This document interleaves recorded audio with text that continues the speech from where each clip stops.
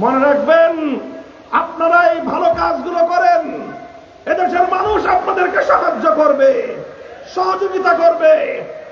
ইসলাম, আল্লাহর কোরআন, ইসলামী শরীয়তের আইন চিরন্তন এবং এই অবিনশ্বর, অবিনাশী এই ইসলামের বিরুদ্ধে, কোরআনের বিরুদ্ধে অবস্থান গ্রহণ করে নিজেরা আত্মহত্যার পথে হাঁটবেন না। স্তম্ভিত হয়ে গিয়েছি আমরা। আপনাদের এই নারী বিষয়ক কমিশনের উত্থাপিত প্রস্তাবে বাংলাদেশের আলেম সমাজ, এদেশের ইসলামপন্থীরা স্তম্ভিত। ফ্যাসিবাদের আমলেও চরম বিদ্বেষী হিন্দুত্ববাদী আওয়ামী লীগ সরকারও কোনদিন এত ভয়ঙ্কর প্রস্তাবনা জাতির সামনে উপস্থাপন করার দুঃসাহস দেখায় নাই। ডক্টর ইউনূস সাহেব, আপনি কাদেরকে দিয়ে নারী বিষয়ক কমিশন গঠন করে দিলেন? তারা বলে বাংলাদেশে বিদ্যমান ধর্মীয় উত্তরাধিকারী আইন এবং পারিবারিক আইন বৈষম্যের প্রধান কারণ। মুহতারাম হাজিরিন, আল্লাহর কোরআন বলেছে, ইসলাম বলেছে, কোরআন দুনিয়াতে এসেছে সকল বৈষম্যের মূলোৎপাটন করে আল্লাহর জমিনে ইনসাফ কায়েম করবার জন্য। কোরআন নাজিলের অন্যতম প্রধান লক্ষ্য হল বৈষম্য বিলোপ করা। দুর্ভাগ্যজনকভাবে ডক্টর ইউনূসের নারী কমিশন তারা আল্লাহর কোরআনকে বৈষম্যের কারণ বলে উল্লেখ করলেন। এর চেয়ে বড় ধৃষ্টতাপূর্ণ বক্তব্য আর কিছুই হতে পারে না। তারা সরাসরি আল্লাহর কোরআনকে কটাক্ষ করেছে, তারা সরাসরি ইসলামকে কটাক্ষ করেছে। তারা সকল ধর্মের জন্য অভিন্ন পারিবারিক আইন করার প্রস্তাব দিয়ে বাংলাদেশে আন্তঃধর্মীয় বিবাহের রাষ্ট্রীয় আয়োজন করতে চায়। এই সকল মানুষ, আমি তাদেরকে নারী বললাম না, কারণ এরা বাংলাদেশের নারী সমাজের প্রতিনিধিত্ব করে না। আপনারা নারী সমাজের গণভোট গ্রহণ করুন। আমি চ্যালেঞ্জ করে বলতে পারি, বাংলাদেশের 90% নারী এদের বিরুদ্ধে নিজেদের রায় এবং মতামত প্রকাশ করবে। কাজেই এই নারী বিষয়ক কমিশনে যারা আল্লাহর কোরআনকে কটাক্ষ করলো, ইসলামকে অবমাননা করলো, এদেশের 90% মুসলমানের ধর্মীয় অনুভূতিতে আঘাত করলো, সেই অপরাধে তাদের বিচার চাই, বিচার দাবি করি আমরা। এরা তসলিমা নাসরিনের দোসর, এরা তসলিমা নাসরিনের দোসর, এরা তসলিমা নাসরিনদের প্রেতাত্মা। তসলিমা নাসরিন গেছে যে পথে, তাদের প্রেতাত্মারাও যাবে সে পথে। আমরা পরিষ্কার ভাষায় বলি, আগামী 3রা মে ঢাকার সোহরাওয়ার্দী উদ্যানে সকল ইসলামপন্থীদের একত্রিত সংগঠন হেফাজতে ইসলাম বাংলাদেশ এবং তার আমির আল্লামা শাহ মুহিবুল্লাহ বাবু নগরী আমির হেফাজত ডাক দিয়েছেন, বলেছেন চলো চলো ঢাকা চলো। সেদিন আমরা পরিষ্কার আপনাদেরকে সতর্ক বার্তা শুনিয়ে দিতে চাই, বিতর্কিত নারী কমিশনের প্রস্তাবনা প্রত্যাখ্যান করে এই কমিশন বাতিল করতে হবে। আর না হয় আগামী দিনে ইসলামপন্থী আল কোরআনের সৈনিকদেরকে রাজপথে আপনাদেরকে মোকাবেলা করতে হবে।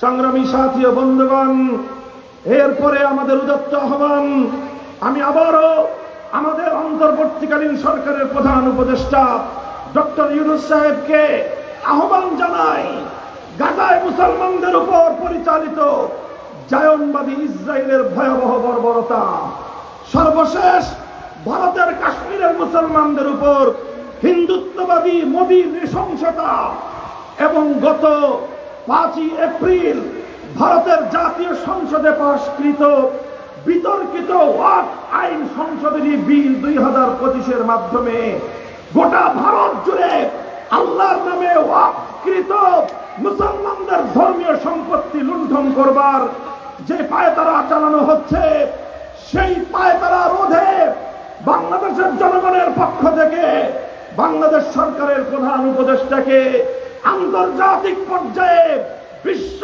জনমতকে সংগঠিত করে মুসলমানদের নিরাপত্তা বিধান করবার জন্য উদাত্ত আহ্বান জানায়। ইনশাআল্লাহ বাংলাদেশ খেলাফত মজলিস আজ টেকনাফ থেকে তেতুলিয়া গণমানুষের কাছে যে জোয়ার তৈরি করতে সক্ষম হয়েছে, ইনশাআল্লাহ আজ সিরাজগঞ্জের মাটিতে হাজার হাজার মানুষের এই গণস্রোত, এই গণজোয়ার প্রমাণ করে আগামীর বাংলাদেশ হবে ইসলামের বাংলাদেশ, আগামীর বাংলাদেশ হবে খেলাফতের বাংলাদেশ। আজ আমরা বৈষম্যহীন দেশ গড়তে চাই, ইনসাফপূর্ণ সমাজ গড়তে চাই। আমি বলবো ইনসাফপূর্ণ পূর্ণাঙ্গ বৈষম্যহীন সমাজ গড়তে চাইলে কোন মানব রচিত তন্ত্র মন্ত্র দিয়ে সেটা সম্ভব হবে না। একমাত্র আল্লাহ প্রদত্ত রাজনৈতিক বন্দোবস্ত খেলাফতের রাজনীতি মানুষের ভিতরকার সকল বৈষম্য দূর করে ইনসাফের সমাজ গড়তে পারে। তাই বাংলাদেশ খেলাফত মজলিস, তার সহযোগী সংগঠন বাংলাদেশ খেলাফত যুব মজলিস, খেলাফত শ্রমিক মজলিস, খেলাফত ছাত্র মজলিসের পতাকা তলে এই মানুষকে সংগঠিত করে খেলাফতের লক্ষ্যে, ইসলামী বিপ্লবের লক্ষ্যে আল্লাহর জমিনকে বিপ্লবের ক্ষেত্র হিসেবে প্রস্তুত করার উদাত্ত আহ্বান জানাই।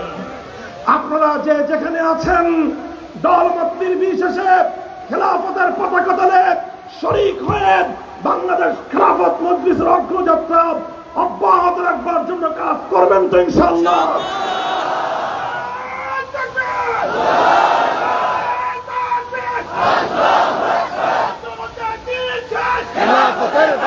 সংগ্রামী সাথী ও বন্ধুগণ, নির্বাচন অত্যাসন্ন। আমাদের মহাসচিব সাহেব বলেছেন প্রয়োজনীয় সংস্কার এবং খুনিদের বিচার কার্যক্রম ত্বরান্বিত করার পাশাপাশি কোন কাল বিলম্ব না করে যৌক্তিক সময়ের মধ্যে জাতীয় নির্বাচন দিতে হবে। সেই জাতীয় নির্বাচনে বাংলাদেশ খেলাফত মজলিস সারা বাংলাদেশের মেহনতি মানুষের পক্ষ থেকে, আলেম সমাজের পক্ষ থেকে, দেশ প্রেমিক জনতার পক্ষ থেকে রিকশা প্রতীকে আপনাদের সামনে প্রার্থী উপস্থাপন করতে চায়। আপনারা তাদের হাতকে শক্তিশালী করবেন তো ইনশাআল্লাহ? সিরাজগঞ্জ 1 আসন থেকে মাওলানা আব্দুস সামাদ খান, সিরাজগঞ্জ 2 আসন থেকে মুফতি আহমদুল্লাহ, সিরাজগঞ্জ 3 আসন থেকে মুফতি আব্দুর রউফ ও সিরাজগঞ্জ 6 আসন থেকে মুফতি নজরুল ইসলাম সাহেব। সবাই দাঁড়ান।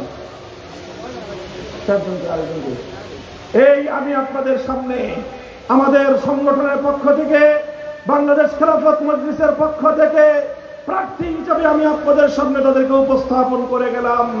হাজারো জনতার এই বিশাল গণসমাবেশ থেকে আমি জানতে চাই, আপনারা আমাদের প্রার্থীর পক্ষে, খেলাফতের পক্ষে মাঠে ঘাটে গণমানুষকে সংগঠিত করার জন্য, তাদের মতামতকে তাদের প্রতি আকৃষ্ট করার জন্য ময়দানে ভূমিকা পালন করবেন তো ইনশাআল্লাহ? আল্লাহ পাক রব্বুল আলামিন কবুল করুন। বাংলাদেশ খেলাফত মজলিস জিন্দাবাদ, বাংলাদেশ জিন্দাবাদ, আধিপত্যবাদী সাম্রাজ্যবাদী শক্তি নিপাত যাক। ওয়া আখিরু দাওয়ানা আলহামদুলিল্লাহ।